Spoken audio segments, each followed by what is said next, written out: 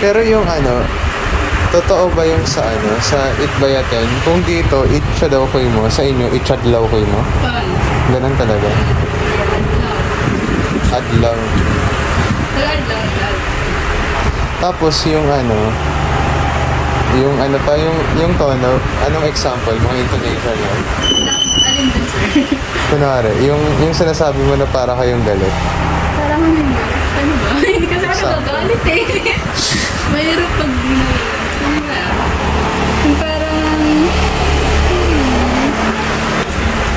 mataas yung boses na mabilis. Mataas tapos mabilis. Ano ba? Pag usually kasi babae sa amin yung galit eh. Pag lalaki naman, ganun din. Mas hurtful na. Plastic. Hindi kasi galit parents ko. Kaya hindi ko alam. Pero pag may naririnig ako, alam mong galit. Kasi sa mabilis na mataas. Minsan, nakaganon. Ayan. Ano ibig sabihin ng nawi? Nawi. Madalas ko mabasa yan. Nawi? Oo. Nawi? Sa amin kasi, pag parang Expression. Nanawi. Ganun parang, wah. Ganun.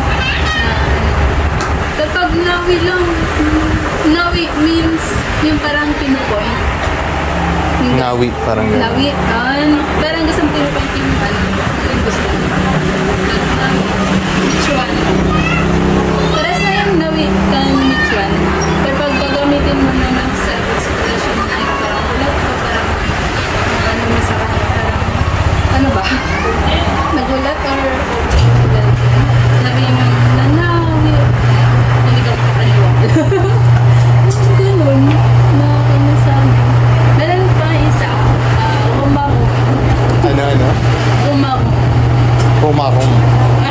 Ang hirap. Meron pa isa. Mga pinapano sa revision. Ano meaning nun? Yung fern na, alam mo yung fern tapos yung Gulay. taas. Yung pukpok mo yung kinakain. Gulay. Tapos yung likod niya is ano, alam mo. Parang dinidisplay yung dito sa mga parang maliit lang. Fern na parang siyang flower. Ang hirap nung X na, nung pag-pronounce. Parang nasa loob ng bibig mo. So yung Diyos Mamahos, paano niyo sasabihin? Ganun din. Ay, hindi. Just Danaw Mamakas. Diyos Danaw Mamahos. Imbes na dito H. Doon naman X. Nalaman na ng S. Diyos Mamahos. Diyos Mamahos. Ayun lang. Ang haptas mukha-mukha. Natamakap sa mukha. Mukha. Yung mga H dito ang X. X doon. So yung mahuji-huji dito, mahuji-huji sa inyo. Hindi, ano yung mga G? Ay ano yata yan eh, subtime. Ano, magalaw-galaw. Mahuji-huji. Sa amin naman, hindi siya ganun. Hindi ganun sa inyo. Oo, hindi ganun yung term. May view. Ganun. Gumalaw-galaw dito. Yung view. May X din. Di ba mawala yun? Tapos ano pa? Meron din kayong majiba-jibad. Yan, subtang din yan. Parang half-bat. Parang? Half-bat. Parang magpupunas ka ng half-bat. Di ba Marius maliligo? Oo. Pero yung, di ba paggabi, parang ano na lang, parang shower na ano, mabilis. Majiba-jibat. Kami kasi shower. Ewan ko sa iba. Social. Shower na. Tapos ano pa mga basic greetings nyo? Dito, di ba? Piano ka mo pa rin. What? Parehas din. Oo, pares din. Ano, sa amin kasi pag greetings, pag morning, iba nang bawalis ka sa ano. Na yun nagsasabi yung ara ka marami. Para lang namin, mapansin namin dito.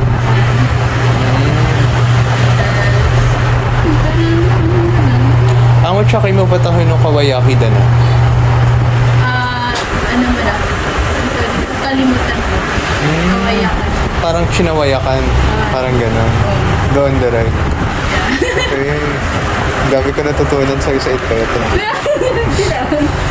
Pero marami pa rin. Hindi lang yun alam ko. Kasi, Gen Z. Gen Z. Pero minsan, Pero mas malalalim yung sa mga matatanda na siguro. Dumalcom. Dukamalcoman. may unti lang sa letters ng pag. Ano pa ba? Ano pa yung mga may hirap na word sa Itbayaten? Yung meron sa inyo na wala dito sa Basco. Na wala sa Saptang. Yung sa inyo lang talaga. Walang prefix.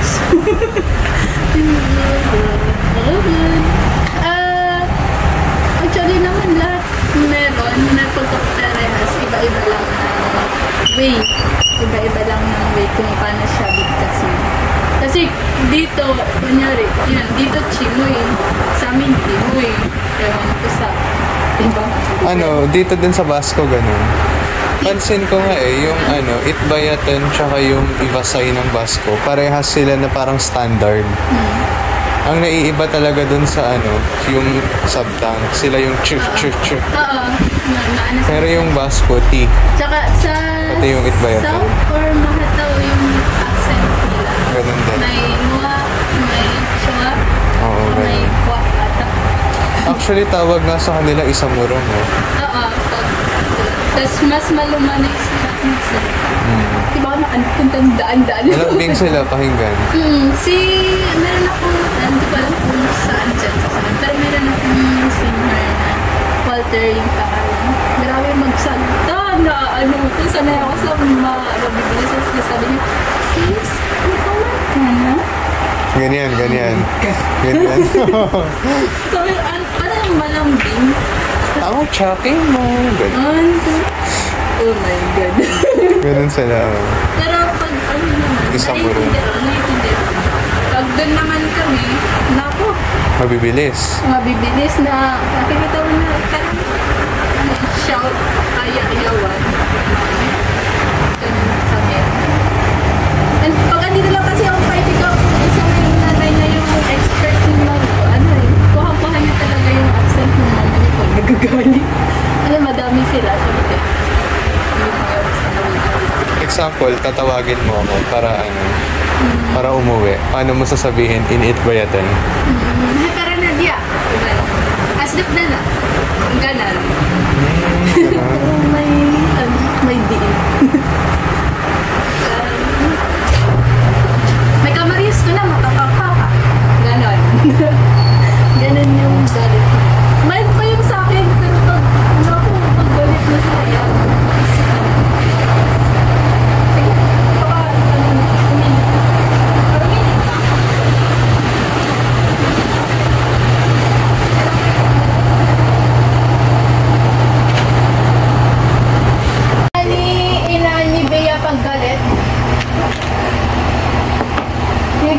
Yung tono nung boses niya paggalit. Si Nani Bea. Ay, yun lang. Nanang. Salamat dito, ha. Thank you. Thank you very much. Okay lang. Ito, Lunis. Ito yung sikat na Ivatan food, diba? Tapos ito, Pau-Pau. One day old. Papaw din ata dito. Kaya ginagawa kasi sa akin ni mama dyan. Dito kasi pinapaarawan. Si mama sa smoke. Smoke. Yung naapoyan niya ng unting apoy lang. Tapos pag tumulo lahat ng tubig niyan sa kanan niya, kinagayan. Pinapatuyo, tapos hindi. Dati kasi yung papa namin, makunat talaga. Makunat. Makunat or makunat na matigas.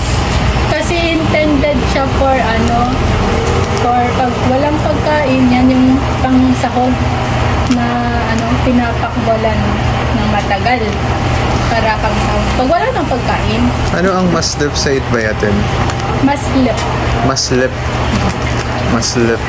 Iba talaga sa inyo, no? Yeah, maslip. Maslip. Sa amin maslip. Maslip. Letter L, no?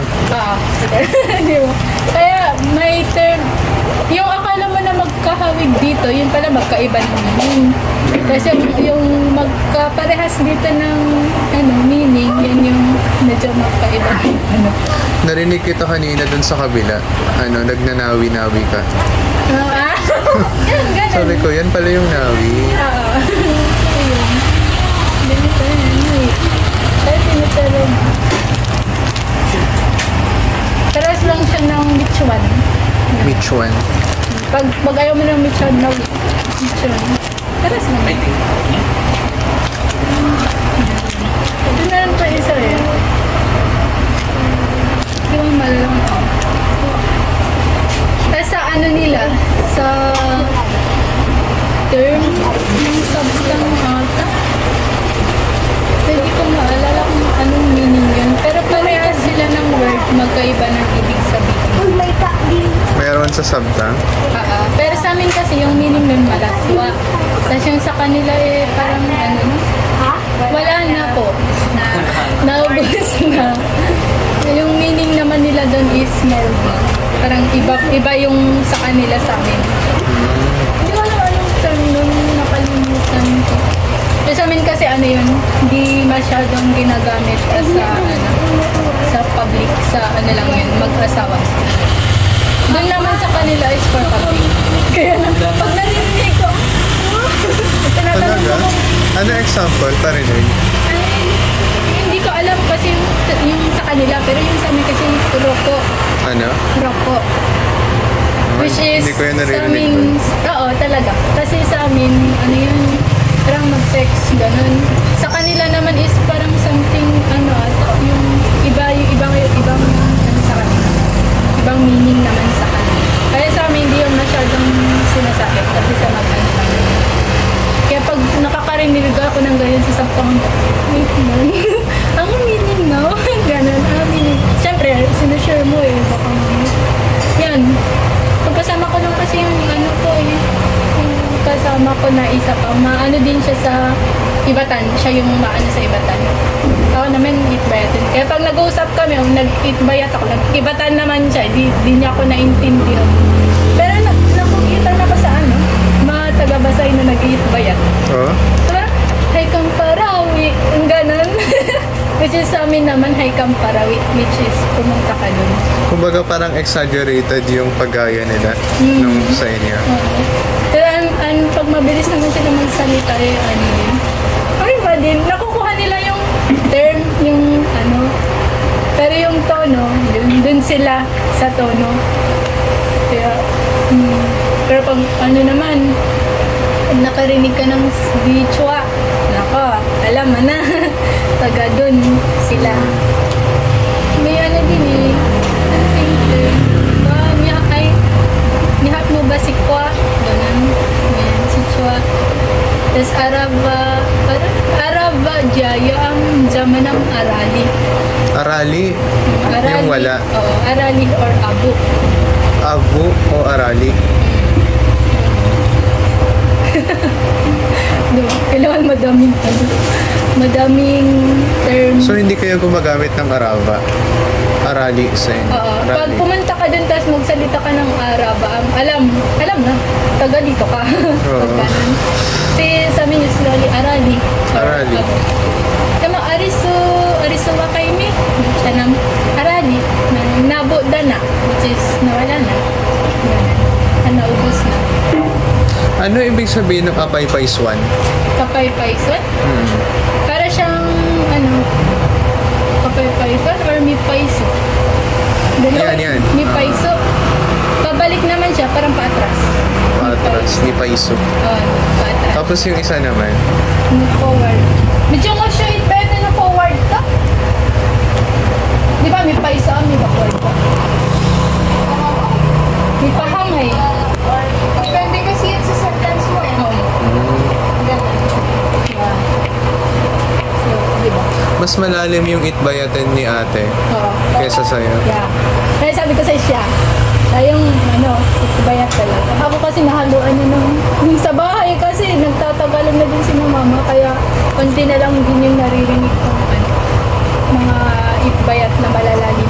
Ito kasi surrounded ng may mga pa, natatanda.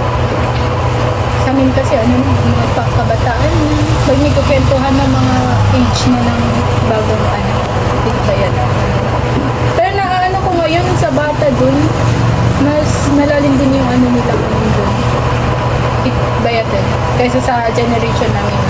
Kasi di ba bumalik ng mother tongue. Kaya meron ding kuman sa mga kulay-kulay nila. May ganun? Kami nga hindi ko na alam kung ano yung term na yun. Kasi, Malalim. Oo, malalim. Alam din sa red nila. Pero hindi ko alam yun.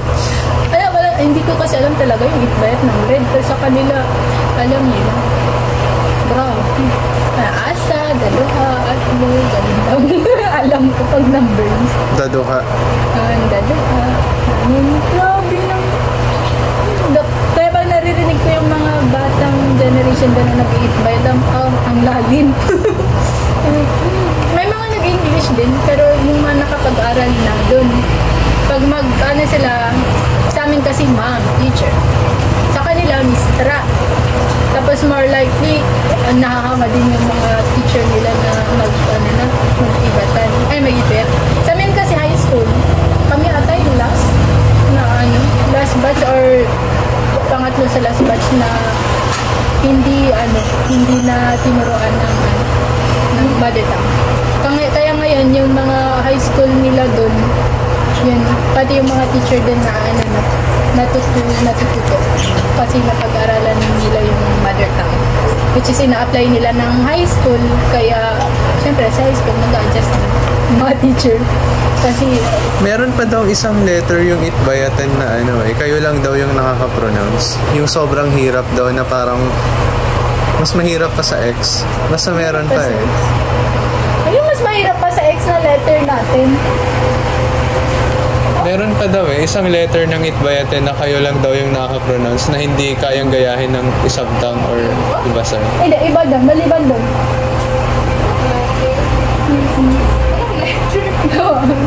Ano pa ba bukod sa X? Sabi nung kaibigan ko, basta meron silang isa pang letter na sila lang nakakasalita. Or sound lang. Sound siguro, sound. Bukod dun sa X, ano pa yung iba? Alin sa ito sa iyo. Ito siya. Aling sound. Hindi, may pala siya. May English din pala siya. Mas deeper siya. May English din pala to. Kaso, ang mahirap dito, basahin mong itbayat. Tapos hanapin mo yung English version. Meron pala siya. Dito lang, nung bata ko, yung hinahanap ko lang dito, binabasa yung mga gagamit Yung meron din ito yun. Manuling. Something.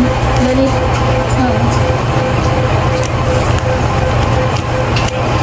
Galing talaga yung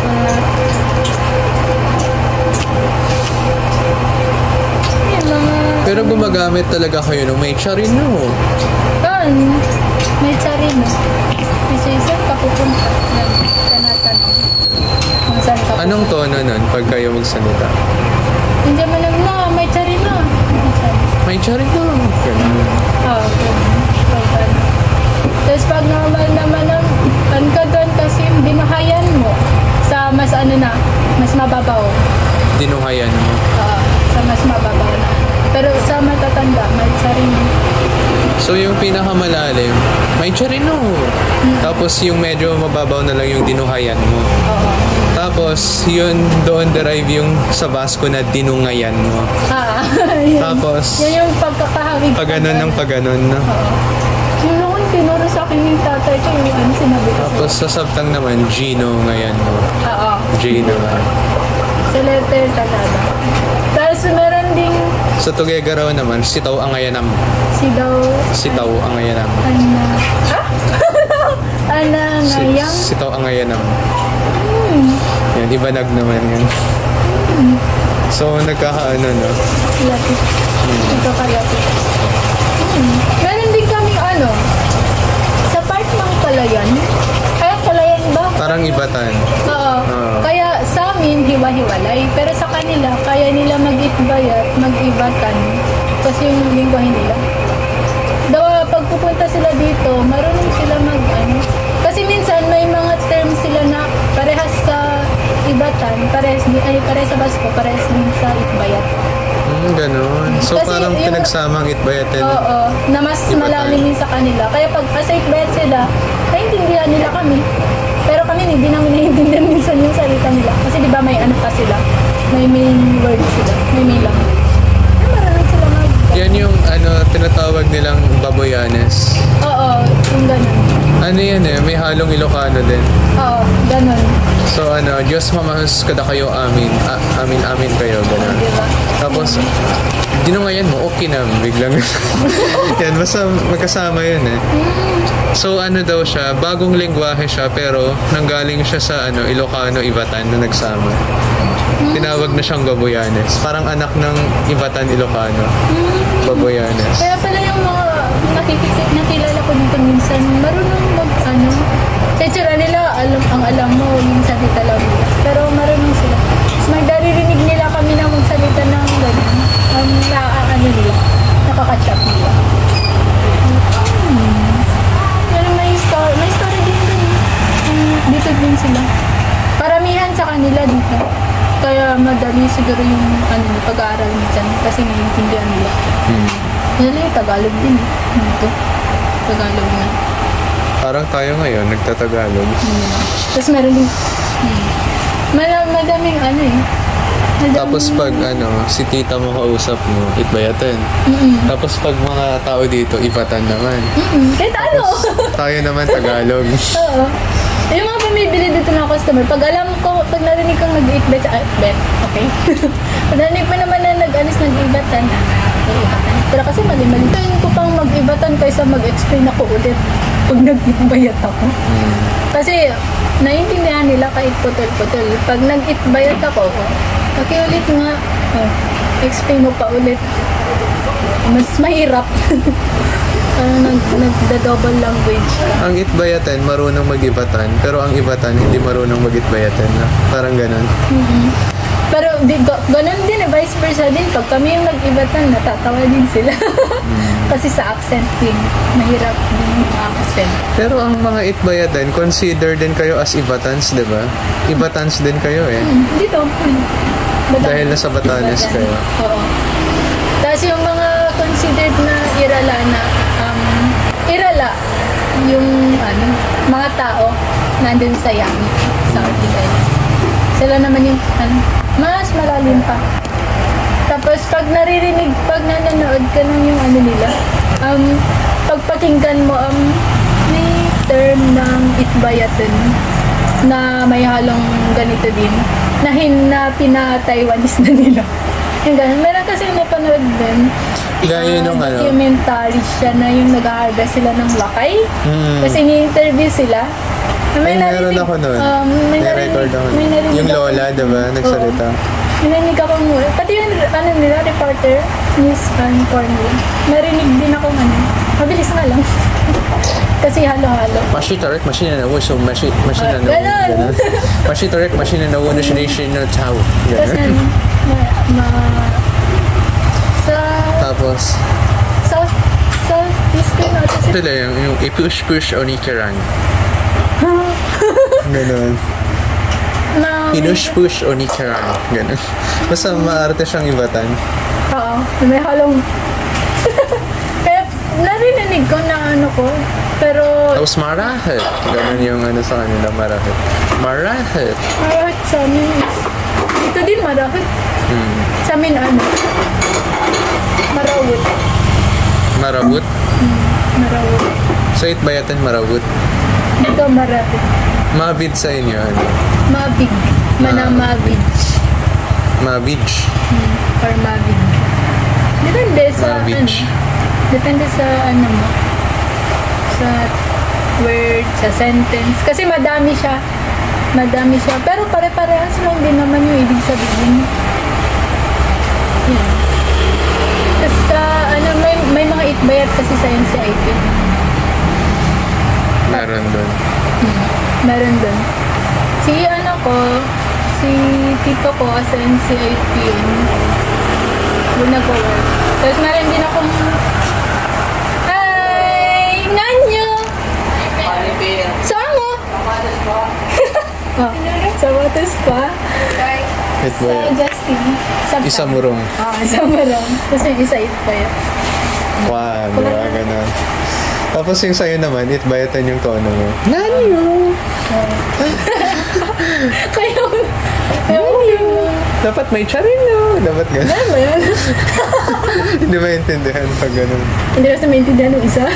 Isa yun. Ngan mo. Shortcut na lang sa kanila, no? Ngan mo na lang. Dapat, di ba, dinungayan mo yan? Oo, meron din gumagamit na. Dinungayan mo. Pero mas madalas yung Ngan mo. Oo. Short, syempre. Alam ko lang dito kasi mababaw. Basta may communication, okay. Pag hindi nag-communicate, mag-Tagalog ka na lang. Ganun, straight kasi. Basta sa sabtang yung yung Miruwa Tanachi. Ganyan. Tapos yung parang yung kwa, gano'n. Yung cellphone ko. Kay chowa. Arimachi mo kay chowa. Diba Dito din naman. kapag naririnig mo? Dito naman standard lang. Arimati mo kay chowa. Madili mo kasi kuman. Medyo madiin na maang gaya. Sa Ibasay. Oo, Ibasay. Pero yan, kumana. Sa Itbayatan naman, yung parang sa'yo. Mas madiin. Hindi naman sa mas madiin, pero iba talaga yung language. Yung andito sa Yamada, yung muso ka talaga. Maraming o. Kasi yan yung unang nila. Unang Itbayatan? Hindi sa oo, parang masasabi na din na ganun. Tapos may double siya, letter. Tulad ng o kanina. Oo, ang daming o. Yung medyo bago ng Itbayatan is unungan. Pero yung nauna pa, unungan, mas siya. Ang makikita mo dun dito is yung Yamada na ito. Tapos yung sa Biblia, Masanto a Ebanghelyo, yung title niya.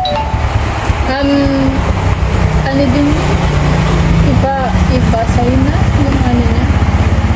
Pero maintindihan mo pa rin. Yung translation niya, halong iba sa'yo. Nakikita mo, meron mo puso nun. Madami yung malaki pang libro. Sino ka naman na everyday kumukuha nung ganyan. So, binabasa. Tapos nakikita Masanto Ebanghelyo. Yung naalala ko, most likely sa simbahan talaga. Din yung mga itbayat. So, sinabing Diyos mamakos, paano mo sasabihin yung askan mo po? Ganun din. Ganun din. So, wala na po. X nga lang. Diyos mamakos. Di mo. Diyos machiban. Di mo. Diyos machiban. Di mo. Hindi ko alam kung nag-i-bayatan pa sila sa simbahan pag service. Pero ang alam ko, pinapalit-palitan nila yung may Tagalog, may English, may Ibatan. Mas likely, early morning yan yung Itbayatan kasi madaming